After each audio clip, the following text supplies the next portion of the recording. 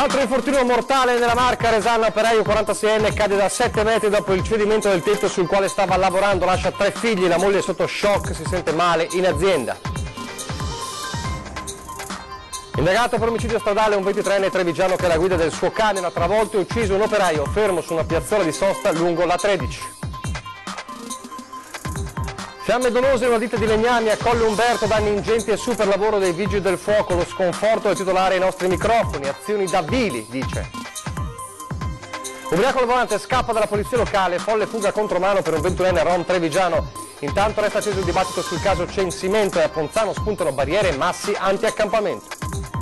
Un gruppo di una decina di ragazzini vandalizza alcuni banchi della pescheria a Treviso e insulta i passanti, minorenni denunciati dalla polizia. Veri e propri lavori mascherati da stage e tirocini, l'allarme della CGIL che prepara il vademecum e cita il caso di un padre di 4 figli messo a stuccare mobili per 6 mesi. Grande guerra, 100 anni fa sul Montello veniva abbattuto l'aereo dell'asso dell'aviazione Francesco Baracca, uno dei simboli del conflitto, entrava nella leggenda.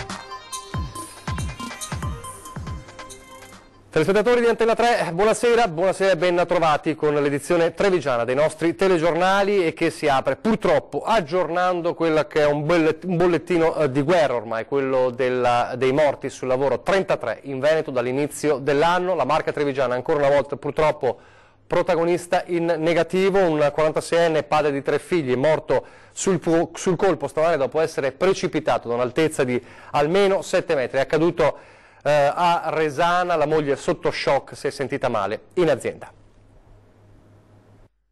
Lo hanno trovato a terra i colleghi, probabilmente morto sul colpo. Aveva 46 anni, Umberto Simioni, dipendente della Europe Meat di Resana, azienda specializzata nella macellazione della carne.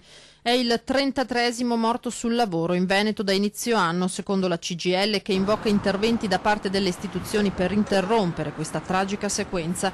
Erano circa le 8 di stamattina, secondo la ricostruzione di Carabinieri e Spisal, quando Simioni, eseguendo un intervento di manutenzione all'impianto di refrigerazione della ditta, ha messo il piede per cause ancora in corso di accertamento sulla copertura in Eternit del capannone accanto, quello dell'autofficina Antonello, che ha ceduto facendolo precipitare a terra da un'altezza di almeno 7 metri. Continua a essere uno stillicidio, una vera e propria guerra, o in qualche modo invertiamo la tendenza e penso ci debba essere una risposta forte da parte di tutti. Noi rimaniamo al percorso in Regione Veneto che abbiamo aperto con il tavolo proprio con la Regione Veneto e con le controparti, abbiamo fatto manifestazioni a Padova il 26 e a questo punto attendiamo che ci sia un'accelerazione per arrivare immediatamente a un risultato concreto per riuscire a invertire una tendenza che è davvero drammatica. Umberto Simioni, dipendente della Europe Meat da circa un anno, abitava a Resana.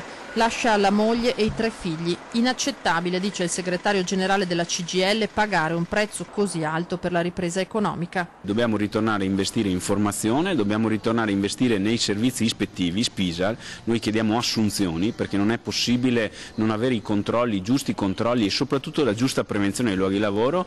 Le imprese devono ritornare a investire e ad alzare le attenzioni. Bisogna assolutamente dare un segnale da tutti i punti di vista. Ancora la cronaca, indagato per omicidio stradale un 23enne trevigiano, era alla guida del camion che ieri sera ha travolto e ucciso un 43enne operaio diretto a un cantiere in A13 che si era fermato sulla piazzola di sosta. Stava per raggiungere il suo posto di lavoro, un cantiere serale in autostrada, ma non è mai arrivato a destinazione. Ieri sera, intorno alle 21 in A13, tra Occhiobello e Villa Marana, ha perso la vita un lavoratore molisano. La vittima doveva raggiungere il cantiere di lavoro, situato a 30 km più a nord per lo sfalcio dell'Erba. Per ragioni ancora da accertare, l'uomo si è fermato nella piazzola di emergenza ed è sceso dal veicolo dell'impresa su cui viaggiava. L'operaio è stato travolto da un camion che, sopraggiungendo in direzione Padova, lo ha centrato in pieno. Nessuna speranza per il 43enne che è deceduto sul colpo. Vincenzo Sarachelli, residente a Isernia, sposato e con 6 figli, lavorava per una ditta incaricata di fare lavori di manutenzione straordinaria all'altezza del Cavalcavia di Monselice. Alla guida del camion un 23enne residente a Treviso e dipendente di una ditta di autotrasporti a conduzione familiare. Il risultato è negativo all'etilometro, ora è comunque indagato per omicidio stradale. Sul posto, oltre ai vigili del fuoco e i soccorritori del SUEM 118, è intervenuta la polstrada di Altedo e i vigili del fuoco di Rovigo. Il traffico lungo la 13 ha subito forti rallentamenti fino a notte fonda. Ora le fiamme dolose in un'azienda che produce legnami, che lavora a legnami a Colle Umberto, super lavoro dei vigili del fuoco, danni ingenti e lo sconforto del titolare ai nostri microfoni. Per fortuna un vicino ha allertato i pompieri e avendo visto delle fiamme qua nel vivaio sono arrivati e dopodiché siamo arrivati anche noi e abbiamo trovato questo, insomma. Ed ecco questo, tutto ha preso fuoco, quintali di legno andati bruciati nell'arco di una frazione di tempo. L'incendio alle 6 del mattino è disperato, il proprietario trattiene a stento le lacrime. Buona parte della sua attività, che tratta materiali per recinzione in legno, non c'è più. A prendere fuoco il telone di copertura del capannone completamente in plastica della sua ditta, l'Albera SNC, qui a Colle Umberto. Un rogo, dice il titolare, di origine dolosa e per mano sconosciuta. Sono stati sopralluoghi i carabinieri che hanno rinvenuto delle bombolette con una fiamma ossidrica che non sono di nostra proprietà, per cui sono state portate qua da qualcuno. Un atto vile, inaspettato. Secondo lei può essere un dispetto? Non ne ho idea, perché abbiamo buoni rapporti con tutti, per cui non saprei. Un incendio con tanti dubbi e ipotesi aperte. Sì, o è opera di un balordo, di un piromane che l'ha fatto così per divertimento, o un dispetto, però ripeto non possiamo fare nessun nome. Ingentissimi danni, l'incendio dal tetto in plastica si è propagato subito all'interno, è stato un attimo. A fuoco con il telone, i macchinari per la lavorazione del legno, i pali per recinzione, le travature, il tavolame in legno e la copertura delle serre, visto che la ditta si trova all'interno di un vivaio. Danni, come già detto, per diversi quintali di materiale che ha aumentato la portata del rogo. Sul posto intervenute le squadre dei vigili del fuoco di Treviso, Conegliano e Vittorio Veneto. Sono stati velocissimi e grazie a loro che i danni sono stati limitati, che potevano essere molto maggiori. Vigili del fuoco impegnati fino alla tarda mattinata per avere la meglio sulle fiamme, per le quali ora si cerca uno o più nomi e volti, così dalle telecamere del posto. Una folle e pericolosissima corsa in gran parte contromano lungo la Treviso Mare da Jesolo a Monastier. Protagonista la sera di venerdì scorso un 21enne rom residente a Vazzola che ubriaco al volante si è lanciato nel traffico ad alta velocità poco dopo le 20. Gli agenti della polizia locali si sono subito messi all'inseguimento del giovane che viaggiava con 2 ragazze minorenni a bordo. La fuga è terminata a Monastier, dove l'auto è stata ritrovata in un fossato e i giovani rintracciati in un campo di mais nelle vicinanze. Il conducente è stato denunciato per resistenza pubblico ufficiale e guida in stato di ebbrezza, in quanto presentava un tasso alcolico 3 volte superiore al consentito. E il dibattito sulla questione rom ovviamente si è riacceso nelle scorse ore dopo l'annuncio del cosiddetto censimento dei rom, annunciato appunto dal Ministro dell'Interno Matteo Salvini. A commentare questo annuncio anche il sindaco di Treviso Mario Conte, che rilancia anche sulla questione della sicurezza in città, per esempio in via Bindoni, e sui controlli anti-abusivismo negli alloggi pubblici. Magari la parola censimento non è proprio bella, però credo che sia corretto avere sotto controllo tutte le persone presenti nel nostro territorio, soprattutto per verificare il loro comportamento. Censimento dei Rom, il neo sindaco di Treviso Mario Conte fedele alla linea indicata dal ministro dell'Interno Matteo Salvini e alla sua proposta shock di fare un'attenta ricognizione sulla popolazione rom in Italia. E a Treviso l'uscita del segretario leghista, che ha scatenato vaste polemiche e perfino qualche malumore tra gli alleati 5 Stelle, non solleva distinguo da parte di Conte, che anzi sottolinea come proprio a Treviso la questione rom e sicurezza sia un nodo da affrontare al più presto. Tolleranza zero dunque, a partire da via Bindoni. Dobbiamo intensificare i controlli, non saranno tollerate azioni di abusivismo, non saranno tollerate azioni criminose, disturbo della quiete pubblica, come purtroppo proprio in quella via si sono troppe volte manifestate negli ultimi periodi e negli anni qua che ci hanno preceduto. Quindi coinvolgerò ovviamente la questura e la prefettura, perché sono problematiche legate al nostro territorio che vanno risolte in concertazione con gli altri enti. Incremento dei controlli anche sulle occupazioni abusive. D'altro canto, uno dei primi atti firmati da Conte poche ore dopo la sua proclamazione a sindaco è stato proprio un provvedimento di sgombero nei confronti di una donna di origini nomadi che aveva occupato un'abitazione in via Feltrina. Con Ater vogliamo cominciare un percorso proprio a tutela dei regolari, quindi di tutte le famiglie che chiedono di entrare nelle graduatorie ed aspettano le assegnazioni in modo regolare. Da questo punto di vista non faremo sconti a nessuno, chi non ha diritto ad avere un alloggio purtroppo sarà sgombrato. Quasi una crociata contro i regolari e microcriminalità che il sindaco ribadisce in tutti i modi e con un post su Facebook rivendica già i primi risultati del nuovo corso, in questo caso contro l'accattonaggio molesto. Sono stati verificati circa 10 soggetti con 3 sanzioni, in particolare uno straniero che prendeva di mira donne anziane inseguendole. Questo per noi non è più tollerabile, avverte Conte, per poi ricordare ancora una volta l'imminente riorganizzazione della polizia locale, i cui agenti dovranno avere un rapporto diretto, fattivo e quasi familiare con i trevigiani. Firmato Mario Conte.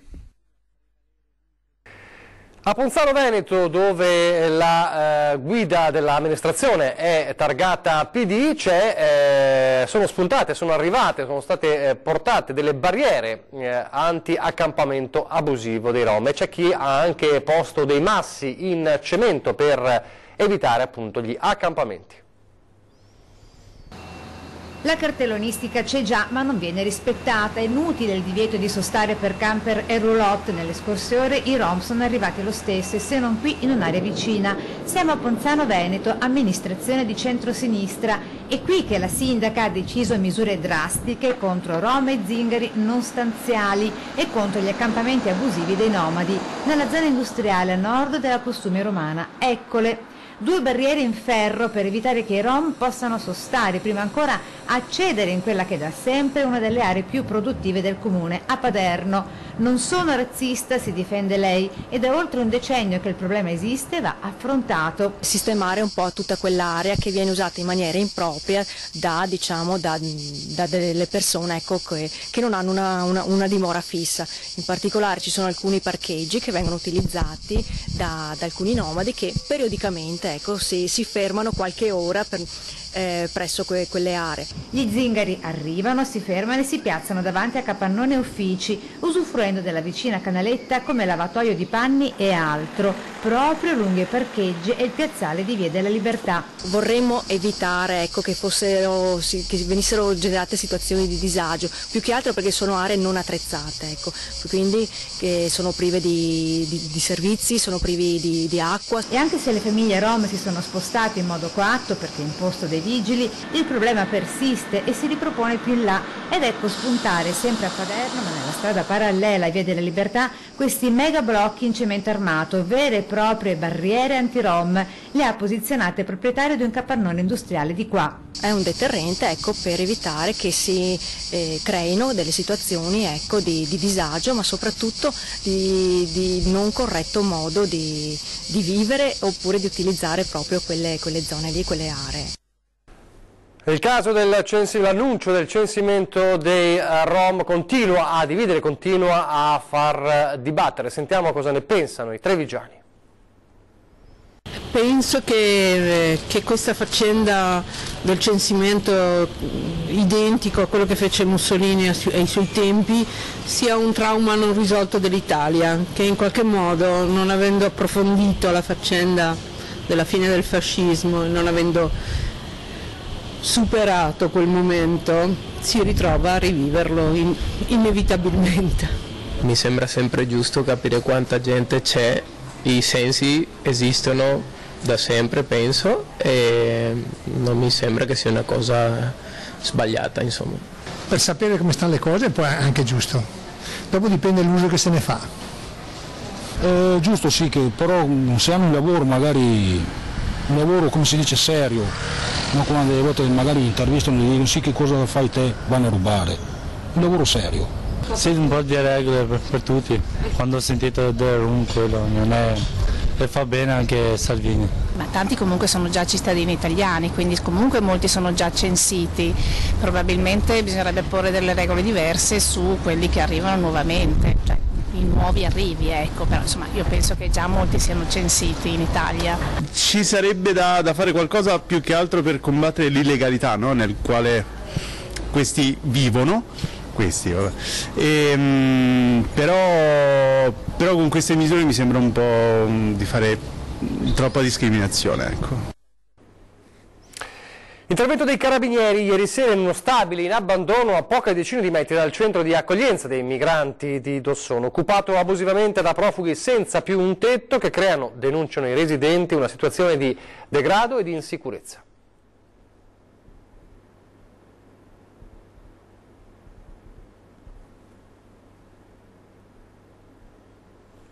Vediamo se è il servizio. Giovanissimi arroganti pronti a insultare i passanti e a danneggiare quello che trovavano sotto mano, in questo caso alcuni banchi di esposizione del mercato del pesce e della pescheria e alcune prese elettriche. Per gioco, per noia, vandali minorenni, quelli denunciati la scorsa notte dagli agenti delle volanti di Treviso, chiamati poco dopo la mezzanotte da due ragazze che passavano in zona e avevano notato il comportamento molesto del gruppetto. Insulti a chi passava e poi quei danneggiamenti. Non è certo la prima volta che la pescheria si trasforma nel teatro delle scorribande di giovanissimi tra vandalismi e aggressioni. Anche nel recente passato le polemiche sulla sicurezza in città avevano coinvolto proprio quest'area centralissima. All'arrivo della pattuglia della polizia la scorsa notte i minorenni hanno cercato di dileguarsi, ma gli agenti sono riusciti a bloccarli in piazza Teatro Dolfin. I ragazzini non hanno potuto fare altro che ammettere la bravata. Portati in questura sono stati fotosegnalati e denunciati per danneggiamento prima di essere riaffidati ai rispettivi genitori. Allora, questo è il servizio relativo alla baby gang, al gruppo di 12 ragazzini minorenni italiani che hanno creato scompiglio la scorsa notte in centro a Treviso, in zona pescheria. Adesso vediamo invece il servizio relativo all'intervento dei carabinieri ieri sera a Dosson di Caser. Ormai sono più di 10 anni che le case sono in queste condizioni e naturalmente trovano rifugio quei ragazzi di colore che lasciano la caserma e non hanno un tetto e non sanno dove andare. Via Zermanese, al confine tra Treviso e Casiera, a 2 passi dall'ex caserma Serena, in questo complesso mai terminato e andato solo di recente all'asta, trovano riparo migranti usciti dalla cosiddetta rete dell'accoglienza. I residenti della zona lo sanno bene, così come le forze dell'ordine intervenute più volte, anche ieri sera. Erano alcune sere che sentivamo dei rumori strani, non sapevamo da dove provenissero, no? E uno della famiglia qui accanto ha pensato bene a chiamare i carabinieri perché questi ragazzi con i tamburi facevano un chiasso fenomenale, insomma, che non lasciava riposare le persone. Ieri i carabinieri, altre volte i vigili. La polizia locale almeno altre 4 volte ha sempre portato via dal massimo di 14 persone al minimo di 6. Il problema va ben oltre, dicono i residenti, i semplici schiamazzi, sia dal punto di vista igienico che da quello della sicurezza. Spesse volte vediamo un movimento di persone che vanno avanti e indietro, hanno anche le biciclette e qualche volta sono anche accompagnati da delle signore vestite un pochino così, diciamo, osè, e quindi fanno i loro comodi anche dentro qui. Andiamo a prendere i bambini, i ragazzi tornano, quindi di tutte le età, ma bisogna sempre accompagnare perché c'è qualche volta stata qualche minaccia, qualche tentativo di furto e quindi insomma non siamo tranquilli, non siamo sicuri e purtroppo nonostante le promesse non è mai stato fatto niente per rendere più sicura la zona. Adesso una notizia di cronaca appena giunta in redazione, una tragedia purtroppo, un 54enne di Montebelluna è infatti morto precipitando col parapendio in località Roncoi di San Gregorio nelle Alpi. Il decollo era avvenuto dal Monte Avena nel Feltrino, si sa poco di quanto accaduto, ma questo è quello che possiamo dirvi per ora. Dunque un 54enne di Montebelluna che purtroppo è morto precipitando con il parapendio nel Bellunese. Adesso una brevissima pausa pubblicitaria.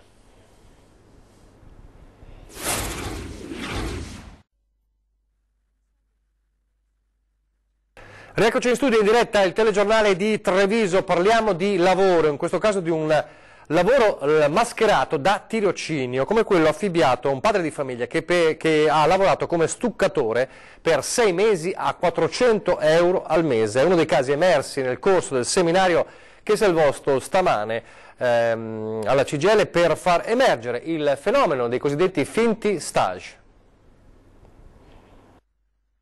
Gli avevano promesso la classica indennità, 400 euro al mese, e lavorava 8 ore al giorno, 9 ore al giorno, 10 ore al giorno, ma la cosa è che l'hanno fatto lavorare 6 mesi senza niente, perché gli hanno detto te li diamo tutti insieme alla fine. Lui è un trevigiano alle prese con un lavoro mascherato da stage, un escamotage usato dall'azienda per risparmiare e non è un caso isolato, tanto che al tema dei tirocini Nidil, nuova identità di lavoro, e CGIL Treviso hanno dedicato un seminario e un breve vademecum per aprire gli occhi a giovani e meno giovani che subiscono abusi anche plateali, come il protagonista di questo caso estremo. È un lavoratore, un padre di famiglia di 4 figli che è venuto da noi a chiedere cosa aveva sottoscritto, ci ha presentato un progetto formativo, prevedeva appunto, io ho chiesto cosa facesse e lui mi ha detto che stuccava dei mobili e che oltretutto l'indennità prevista per lo stage le era riconosciuto solo alla fine dell'attività lavorativa. Ed era una situazione limite, cioè una situazione di un soggetto che non avendo scelta aveva accettato anche questo e non si è sentita neanche di impugnare lo stage perché non sapeva che prospettive dare alla propria famiglia. C'è un'esplosione di queste tipologie di lavoro, che lavoro non dovrebbe essere, ma dovrebbe essere scuola, percorsi formativi, e questo ci fa insospettire. Poi abbiamo alcuni riscontri di ragazzi giovani o anche di persone anziane che tornano da noi alla fine e ci raccontano che erano inseriti tranquillamente in produzione e facevano il lavoro che facevano gli altri. Si moltiplicano istituti, c'è l'alternanza scuola-lavoro, ci sono gli stage, ci sono le varie forme di apprendistato, nessuno ha mai pensato di metterle in connessione per evitare che una pesti i piedi all'altra, ovvero sia, come purtroppo una legge dell'economia insegni, che la moneta cattiva, cioè quella che fa risparmiare di più l'impresa, scacci quella buona. E allora la memoria della Grande Guerra, perché esattamente 100 anni fa sul Montello a Nervesa della Battaglia l'aereo dell'asso dell'aviazione Francesco Baracca veniva abbattuto, allora uno dei simboli del conflitto, un eroe dei cieli, entrava nella leggenda. Sono passati 100 anni dall'ultimo volo, da quella missione che gli costò la vita. Si ricorda oggi, a un secolo dalla sua scomparsa, Francesco Baracca, asso del volo, eroe italiano durante il primo conflitto mondiale. Dopo la formazione militare, avvenuta in parte anche all'estero, Baracca rientra in Italia per la guerra. Nel luglio del 1915 esegue voli di pattugliamento ed ottiene la prima vittoria il 7 aprile del 1916 ai comandi di un Nieuport con il quale abbatte un Aviatik austriaco. Per le sue azioni di guerra riceve una medaglia di bronzo, 3 d'argento, la croce di Cavaliere dell'Ordine Militare di Savoia, la croce di Cavaliere Ufficiale della Corona belga ed infine la medaglia d'oro con la quale viene premiato per l'abbattimento del 30° aereo nemico sul monte Kaberlaba, sull'altopiano di Asiago.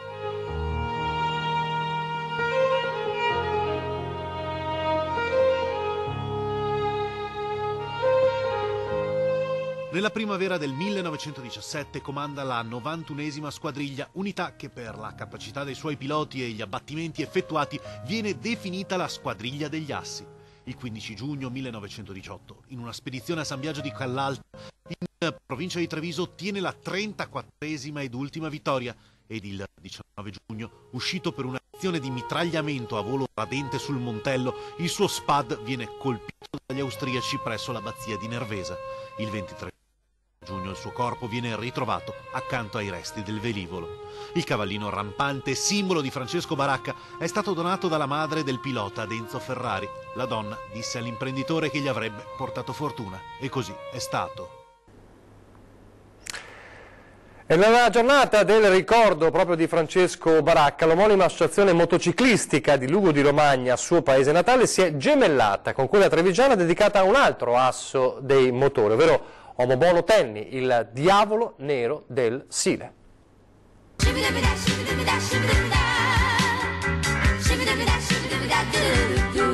anche nuvolari, si era misurato con il Diavolo Nero del Sila. Era il 1937 e la gara era il Tourist Trophy, considerata a quel tempo la corsa motociclistica più pericolosa al mondo. Il Diavolo Nero è Omobono Tenni, un nome che è una leggenda perché ha la passione delle due ruote con in mezzo un motore. Tenni, l'unico motociclista a cui è stato intitolato lo stadio della città, che lo adottò quando a 15 anni arrivò dalla Lombarda a Sondrio. Era il 1920 e solo 4 anni dopo vinse la sua prima gara a Postioma, anche se a quel tempo era chiamata Postumia. C'è una gara e c'è un paetto di qui che così intorno alle strade e ha perso il dedo del piede. E si è cascato, ha perso il dedo, ha cercato il dedo, lo ha incartato, lo ha messo in scarsea e ha ricominciato a correre e ha vinto. Omobono Tenni continua a vivere nel ricordo di tanti appassionati che fanno parte del motoclub trevigiano a lui dedicato e che quest'anno si è gemellato con un altro asso dei motori divenuto leggenda dell'aria. Ci troviamo con circa un centinaio di motociclisti che arrivano dal Lugo di Romagna, del motoclub Francesco Baracca, anche loro nella Marca, per il centenario della scomparsa del famoso pilota d'aereo appunto Francesco Baracca. Francesco Baracca aveva in comune con Omobono Tenni la spensieratezza, la forza e la tenacia. Baracca cadde giusto un secolo fa, il 19 giugno 1918 sul Montello. Tenni uscì per l'ultima volta dalla pista il 1 luglio del 1948 a Berna, ma le loro leggende vivono ancora. Per questo gli appassionati delle due ruote con in mezzo un motore si sono ritrovati davanti allo stadio dedicato a Tenni, quest'anno nel 70° della scomparsa del pilota, con un obiettivo in più. Questo luogo sportivo dove ha tenuto molti lustri il calcio Treviso è un po' abbandonato. Faccio un piccolo appello al nuovo sindaco, lo prendiamo un attimo in mano e gli diamo una rinfrescata. Voi siete anche disposti a dare una mano? Certo, noi siamo sempre disponibili come associazione sportiva insieme a tutti quanti per un bel Treviso, per una bella città di Treviso, anche questo è un simbolo molto importante.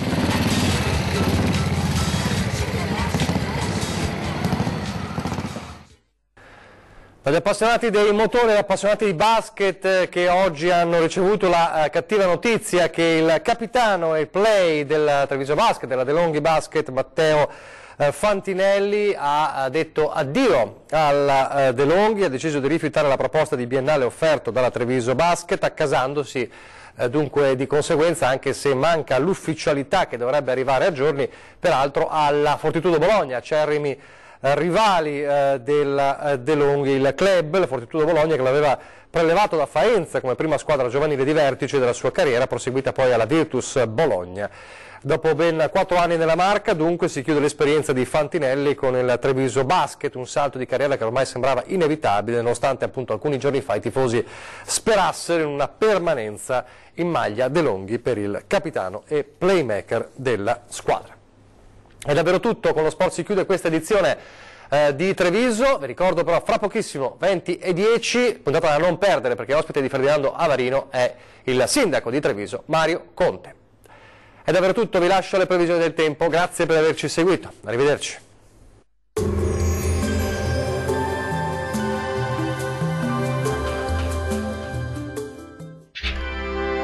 Tremonti, attrezzature e materiale per saldatura professionale a Montebelluna. Ben ritrovati al meteo. Prevale il bel tempo sul Triveneto, ma vediamo il dettaglio di mercoledì 20 giugno.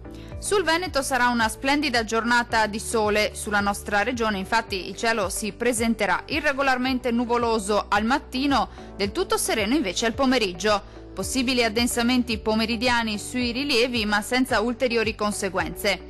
Temperature in aumento, minime tra 19 e 23 gradi, massime comprese invece tra 27 e 31 gradi circa. Spostiamoci ora sul Friuli Venezia Giulia. Anche qui sarà ben tempo con ampio soleggiamento un po' ovunque. Il cielo sarà sereno o al massimo poco nuvoloso su tutti i settori, salvo per addensamenti del tutto innocui, non sono infatti previste precipitazioni. Temperature minime tra 17 e 21 gradi, valori massimi compresi invece tra 28 e 32 gradi. Raggiungiamo infine il Trentino Alto Adige. Condizioni di tempo stabile e soleggiato ovunque, il cielo sarà sereno praticamente su tutti i settori, salvo per addensamenti sulle Alpi di confine, dove non si escludono isolati ma deboli piovaschi pomeridiani. Temperature minime tra 16 e 19 gradi, valori massimi oscillanti invece tra 27 e 31 gradi. Dal meteo di Antenna 3 per ora è tutto, arrivederci al prossimo aggiornamento.